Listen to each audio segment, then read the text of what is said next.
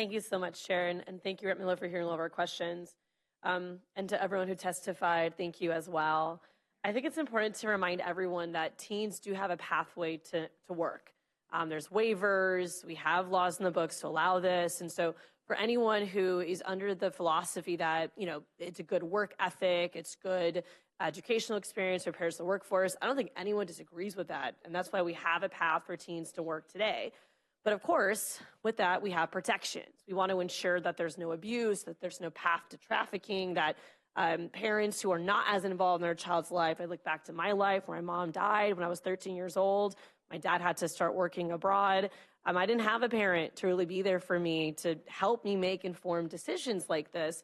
And of course, when I think about the economic disparities in Florida, there's been many families who will have no other choice but to send their child to work, which does impact educational outcomes, does impact the ability for a family to change their economics, mobility, and it's just not something I can get behind. I also do want to quote from the governor literally saying, why do we need to import foreigners when teenagers used to work at these resorts? They should be doing all of this stuff, right? So we are at this dichotomy where our EDR has already predicted labor shortages in Florida, especially in the context of some essential fields, from ag to tourism to healthcare. And I think it's important for us to consider immigration and migration patterns as a tool to address some of these gaps, not children.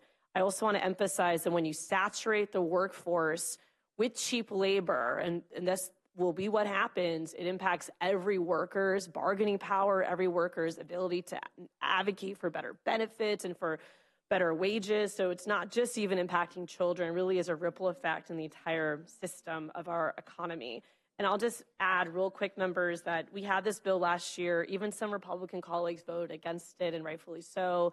And so, though, Rep Miller, I really appreciate your efforts and your passion as it pertains to apprenticeships. But you heard from people who manage apprenticeship programs today.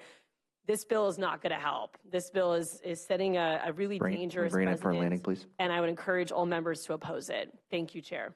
Thank you, ma'am.